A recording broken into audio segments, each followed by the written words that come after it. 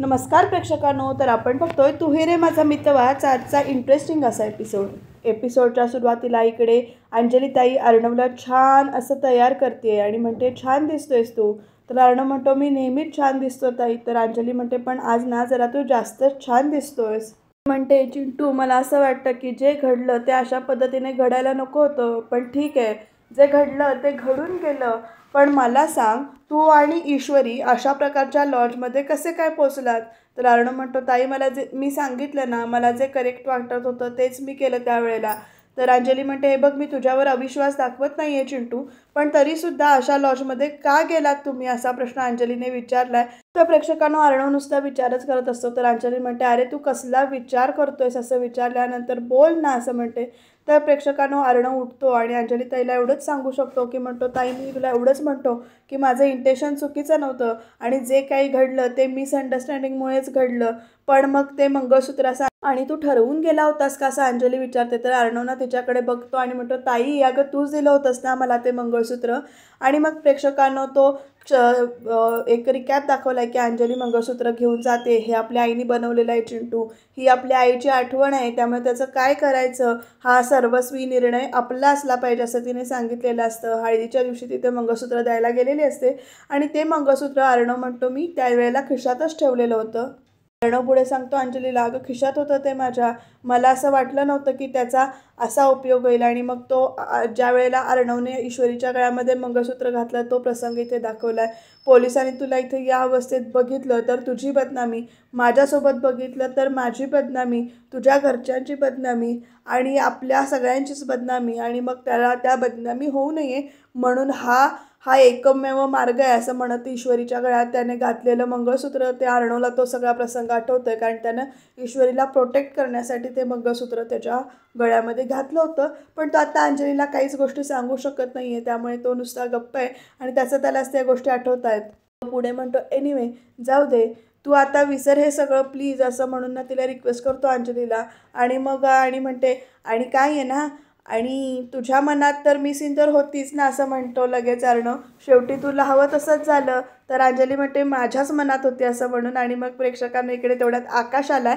आकाश येऊन विचारतो झाला का दादा रेडी, काय चाललंय काय तुमचं, आज दादाचं लग्न आहे आणि हे ओकेजन परत येणार नाही आहे, त्यामुळे आकाश जरा मजा करतोय असं छान मूडमध्ये आलाय बरं का तो.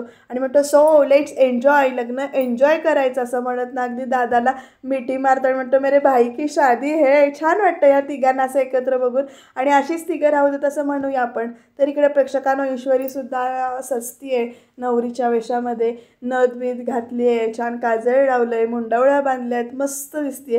तुम्हाला ईश्वरीचा लुक आजचा आवडला का ते सांगा. ईश्वरीच्या हातामध्ये चुडा भरून देते. नम्रता बाकीची तयारी करते. ईश्वरीच्या आई कौतुकाने आपल्या डोळ्यातील काजळ टीट लावते ईश्वरीच्या मानेला कानामागे आणि म्हणते ईशू अगं खरंच खूप गोड दिसतेस असं सांगते. आणि मग त्याच्यानंतर नम्रतासुद्धा मान डोलावते. आई पुढे म्हणतात ईशू बाळा तुझ्या लग्नाची खूप स्वप्न बघितली होती मी आणि तुझ्या बाबांनी. आता आई खूप इमोशनल झाल्यात बरं का, आणि आपण सगळेच लग्न म्हटलं की इमोशनल थोडेफार होतोच ना. आई पुढे म्हणतात आज तुझं लग्न होतंय, तू सासरी जाणार आहेस, एकच सांगेन मी तुला की सुखाने संसार कर असं म्हणतात. तर अशी ईश्वरीने अशी बघायला लागते. नम्रतासुद्धा आईकडे बघत असते. सगळ्याच थोडंसं वातावरण इमोशनल झालं आहे. तिच्या डोळ्यात पाणी आहे बरं का ईश्वरीच्या भरपूर. आणि मग ईश्वरीला ना आपल्या आईला घट्ट अशी मिठी मारते ईश्वरी. आणि मग जुन्या सगळ्या आठवणी ज्या काही भांडणं असतील, रुसवे फुगवे दूर झालेले असतील, डान्स केलेला असेल एकत्र, या सगळ्या आठवणी इथे ईश्वरीने आणि ईश्वरीच्या आईला आठवत आहेत. तू माझीच मुलगी आहेस असं त्या म्हणून त्यांनी मिठी मारलेली असते. हे सगळे प्रसंग इथे आठवत आहेत ईश्वरीला. आणि आईलासुद्धा वातावरण जरा इमोशनल झालं आहे. कशी त्या तिघींनी मिळून मस्ती केली होती, कसे डान्स केले होते हे सगळं इथे आठवत आहे. तर तिकडे बाहेर लग्न मंडपात बाबा समाधानाने सगळं जे काही पुढे चाललं आहे ते इकडे बघताय. त्यांच्या चेहऱ्यावरचं हास्य बघून बरं वाटतं बाबांच्या. अंजली अर्णवकडे बघून गोड हसतीये, बाबा पण हसतायत, आत्या मात्र तोंड वाकडं करून उभ्या आहेत. तर आता गुरुजींना अंजली विचारते की गुरुजी अजून काही हवं आहे का, नाही म्हणजे काय, यादीप्रमाणे सगळं आहे ना? तर गुरुजी म्हणतात यादीप्रमाणे सगळं सामान आलेलं आहे, आपण गणेश पूजनाला सुरुवात करूया का? तर प्रेक्षकांनो इकडे ना अंजली हो असं म्हणते. तर तेवढ्यात ना अर्णवला इकडे आपली आजी तिथे नाही आहे हे जाणवतं आहे. तो अंजलीला शोधतो आणि म्हणजे बघतो अंजलीकडे आणि आजी कुठे आहे असं खुणेनं विचारतो. प्रेक्षकांनो आजी येईल का इकडे लग्नाला अर्णवच्या हे जाणून घेण्यासाठी एपिसोड शेवटपर्यंत बघत राहा. अंजली म्हणते की तेवढ्यात मी आलेच असं म्हणून आजीला बोलवायला, आजीशी बोलायला अंजली देवघरात गेले. आजी डोळे मिटून देवाकडे इथे प्रार्थना करत बसलेले आहे देवी मातेसमोर. अंजलीने आजी अशी हाक मारल्यानंतर आजी म्हणतात तुम्हाला सगळं मान्य आहे ना? मग तुम्हाला करा काय हवं ते, पण फक्त मला कशात गुंतवू नका. तर अंजली म्हणते आजी अगं असं काय करतेस तू? चिंटूचं लग्न आहे आज, तू हवेस ना त्याला आशीर्वाद द्यायला असं समजावतं आणि म्हणते इतका महत्त्वाचा दिवस आहे आज त्याचा, तू काही इथेच बसून राहणार आहेस का? तर प्रेक्षकांना आजी विचार करतात. अंजली म्हणते तू त्याच्या आयुष्याच्या प्रत्येक टप्प्यावर होतीस की नाही त्याच्यासोबत? त्याने जेव्हा कॉलेज क्लिअर केलं, MBA पास झाला, त्याने स्वतःचा बिझनेस सुरू केला, स्वतःचं ऑफिस घेतलं, या सगळ्या प्रत्येक टप्प्यावर तू होतीस ना त्याला आशीर्वाद द्यायला. मग आज त्याचं लग्न आहे अगं, त्याच्या आयुष्यातला एवढा मोठा दिवस आहे आणि तू येणार नाहीस का? इथेच बसून राहणार आहेस? तर आजी म्हणतात अंजली हे बघ असं पेचात पकडू नकोस मला नाही यायचं आहे असं त्या म्हणतात इथे ठामपणे. मी येणार नाही आहे बाहेर असं सांगतात. तर मग प्रेक्षकांना अंजली म्हणते ठीक आहे तू नाही येणार म्हणतेस ना, तर ठीक आहे मग मी ना काय करते गुरुजींनाच इथे बोलवते आणि आपण इथे देवघरातच त्याचं लग्न लावूया, इथेच सगळे विधी होऊ देत त्याचे असं म्हटल्यानंतर ना आजी बघायला लागतात अंजलीकडे आणि मग ना हसावं का रडावं हे कळत नाही. तर आजीला आजी म्हणतात तुम्हाला अजून ही सगळी मस्करी वाटते का? याचे परिणाम उद्या काय होणार आहेत याचा विचार कोणी केलेला नाही असं आजी म्हणत असतात. आणि मग म्हणतात आता देवाकडे एकच प्रार्थना करते मी की माझ्या चिंटूच्या आयुष्यावर कोणतंही अजून संकट यायला नको. तर अंजली म्हणते अगं आजी पुढचं पुढे बघू ना आपण जे काही घडणार आहे ते, आत्ता त्याचं लग्न लागतंय, चल ना गं आजी तुला काही जे काही भांडायचं आहे, जे काही विचारायचं आहे, जे काही बोलायचं आहे ते सगळं तू नंतर बोल ना. तुझी इच्छा होती की नाही त्याचं लग्न लागावं म्हणून, तर अगदी विधिवत देवा ब्राह्मणांच्या साक्षीने मग ते होतंय त्याचं लग्न, चल ना गं तू आजी प्लीज चल ना, तुला तुझ्या देवाची शपथ आहे असं म्हणते. तर इकडे प्रेक्षकांना ना आजी गप्पच बसतात. तर आई ना इकडे अशा उभ्या आहेत. आता तोपर्यंत आकाश येतोय तिकडे, सगळं तयारी झाली का विचारतो. नम्रता हो असं उत्तर देते आकाशकडे बघून आणि प्रेक्षकांना नम्रताकडे ईश्वरी अशी बघत राहते. आकाश म्हणतो चला बाहेर वाट बघतायत सगळे. तर प्रेक्षकांना इकडे ना ईश्वरी अशी उठून उभी राहते जायला. नम्रतासुद्धा तिच्याबरोबर आहे. तोपर्यंत ईश्वरीच्या लक्षात येतं की आई आपल्याबरोबर येत नाही आहे. तर आई तू असं म्हणत नाही ईश्वरी विचारते. तर आई म्हणतात अगं ईशू, मुलीच्या आईने मंगलाष्टका ऐकायच्या नसतात, तुमचं ती झाली की मी येईन असं आई सांगतात. तर ईश्वरी म्हणते आई अगं, तर आई तिला समजावतात ईशू येते मी नंतर, तू हो पुढे असं सांगतात. आणि मग ईशूनं आईच्या शब्दावर विश्वास ठेवते. तर नम्रता पण सुद्धा म्हणते की हो चला ईशू जायचं का? तर प्रेक्षकांना नम्रता ईशूला घेऊन ना इथे मंडपात येते. आता पुढे काय काय घडणार आहे हे बघत राहणं इंटरेस्टिंग ठरणार आहे बरं का प्रेक्षकांनो. तर आई इकडे ना त्या दोघी गेल्यानंतर एकट्याच अशा उभ्या आहेत. पण त्यांच्या डोळ्यात जे काही पाणी आहे ना ते अशा मट्टकन एकदम खाली बसतात. खूपच रडायला येतं आहे त्यांना जुन्या गोष्टी आठवत आहेत की जोपर्यंत आई माझ्याशी बोलत नाही तोपर्यंत मी इथेच उठक बैठक काढत राहणार आहे असं ईश्वरी म्हणत असते. ते सगळं आठवतं आहेत आईना इथे. प्रेक्षकांनो इकडे भटजी म्हणजे गुरुजी विधी करतायत, डोळ्यांना पाणी लावायचं आहे असं म्हणत सगळे विधींना सुरुवात झाली. आकाश असं स्माईल देऊन छान अर्णवकडे बघतोय. तर ईश्वरीची आई रूममध्ये अशी सैरभैर झाल्यासारखी झाले जुन्या आठवणी विदाई ह्या क्षणांमुळे. तर मामा वगैरे सगळे कौतुकाने माना वगैरे इथे डोलावत आहेत आणि बाबा सगळं शांतपणाने बघतायत. ईश्वरीची आई मात्र खूपच इकडे इमोशनल झाली आहे, रडते आहे आतमध्ये भरपूर. आणि ते विधी सुरू आहे, 3 वेळा पाणी घेऊन आचमन करायचं आहे, केशवायन महा नारायण महा वगैरे सगळे विधी चालू आहे तिथे. तर प्रेक्षकांनो आता इकडे बघा काय घडतंय. राकेश आलाय तेवढ्यामध्ये गाडीच्या पाठीमागे तो उभा आहे आणि लपून लपून तो घरामध्ये आतमध्ये बघतो. तर त्याला काय दिसतंय तर इकडे अर्णव छान असा नटून इकडे लग्नाचे विधी करतोय, चेहऱ्यावर मुंडावळ्या वगैरे बांधलेले आहेत. बाबा तिथेच बसलेले दिसत आहेत. अविनाश मामा आकाश एक एक गोष्टी इथे काय काय बोलतायत. आत्या तिथेच उभ्या आहेत.